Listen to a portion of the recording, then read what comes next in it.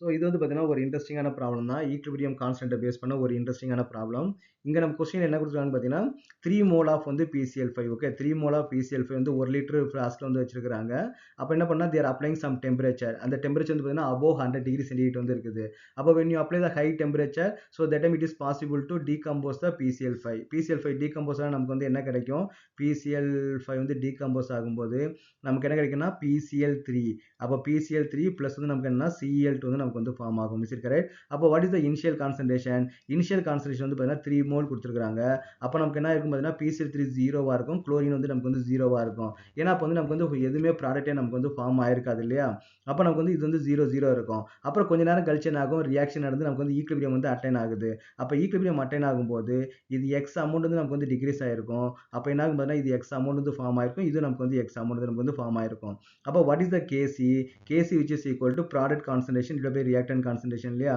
அப்ப ப்ராடக்ட்னா PCl3 ஓட concentration x, chlorine ஓட கான்சன்ட்ரேஷன் x டிவைட் பை நமக்கு என்ன PCl5 ஓட concentration 3 - x. they given the Kc value also. அப்ப Kc value என்ன கொடுக்குறாங்க? 1.8 which is equal to x squared divided by 3 minus நமக்கு வந்து என்ன கொடுத்தாங்க? x வந்து கொடுத்துருக்காங்க இல்லையா? அப்ப நம்ம இந்த கிராஸ் மல்டிபிகேஷன் பண்ணும்போது நமக்கு என்ன கிடைக்கும்? 1.8 into 3 which is equal to 5.4. அப்போ 5.4 minus 1.8x which is equal to x squared. அப்போ நம்ம இது வந்து ஒரு ஈக்குவேஷனை ஃபார்ம் பண்ணணும்னா x squared plus நமக்கு என்னதுன்னா 1.8x minus 5.4 which is equal to 0. ஒரு குவாட்ரேட்டிக் ஈக்குவேஷன் மாதிரி நம்ம வந்து ஃபார்ம் பண்ணிட்டோம் இல்லையா? இப்போ இந்த குவாட்ரேட்டிக் ஈக்குவேஷன் பார்த்தீங்கன்னா அதுக்கு என்ன formula? x equal to minus b plus or minus root of b squared minus 4ac divided by 2a. So இதான் நமக்கு வந்து ஃபார்முலா இல்லையா?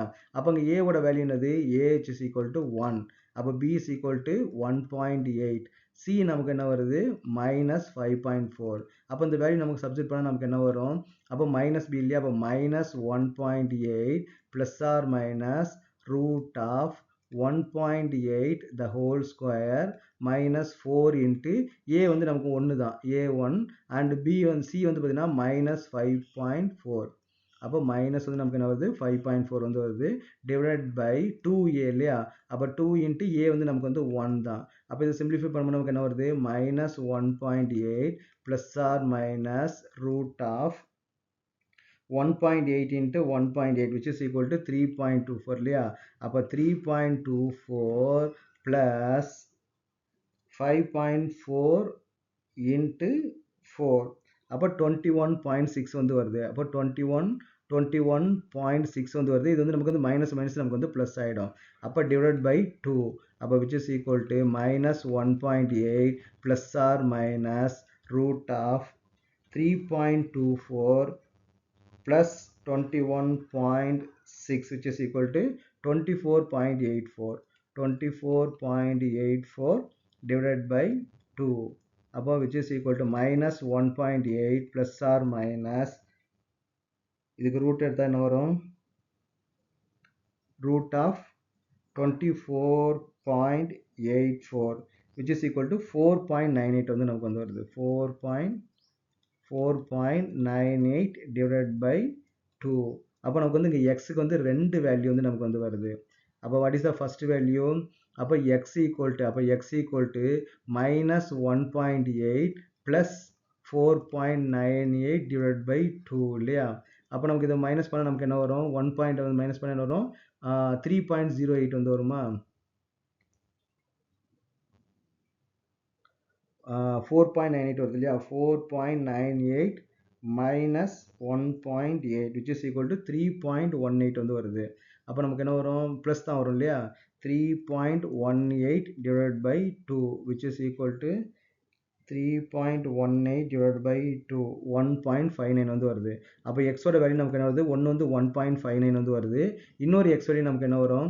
X equal to minus 1.8 minus 4.98 divided by 2.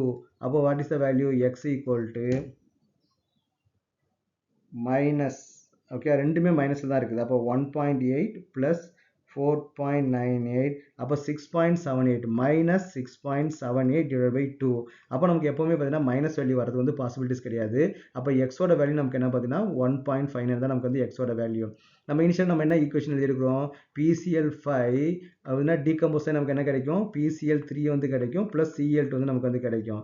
அப்போ இனிஷியல் கான்சன்ட்ரேஷன் நமக்கு 3 மோல்னு எடுத்துக்கிட்டோம்னா இது வந்து 3 மைனஸ் எக்ஸ்ன்னு எடுத்துக்கிட்டோம், இது வந்து எக்ஸ்ன்னு எடுத்துக்கிட்டோம், இது எக்ஸ்ன்னு எடுத்துக்கிட்டோம் இல்லையா. அப்போ நமக்கு வந்து 3 மைனஸ் 1.59 அப்போ இங்கே என்ன இருக்கும் 1.59 1.59 இஸ் இட் கரெக்ட். அப்போ இந்த ரெண்டுமே நமக்கு என்ன வரும் பார்த்தீங்கன்னா 1.59 தான் வரும். இங்கேயும் 1.59 இங்கேயும் நமக்கு என்ன வரும் 1.59 தான் நமக்கு வந்து வரும். அப்போ 3 minus 1.59 which is equal to 1.41. அப்போ PCl5 ஓட கான்சன்ட்ரேஷன் நமக்கு எவ்வளோ இருக்குது, PCl5 ஓட கான்சன்ட்ரேஷன் எவ்வளோன்னு பார்த்தீங்கன்னா 1.41. அப்புறம் PCl3 ஓட கான்சன்ட்ரேஷன் 1.59, Cl2 ஓட கான்சன்ட்ரேஷன் நமக்கு என்ன 1.59 வந்து வரும். PCl3யும் Cl2 வந்து சேம் கான்சன்ட்ரேஷன் தான். அப்போ நம்ம கான்சன்ட்ரேஷன் நமக்கு என்ன வருதுன்னா 1.59 மோலாரிட்டி வந்து நமக்கு வந்து வருது.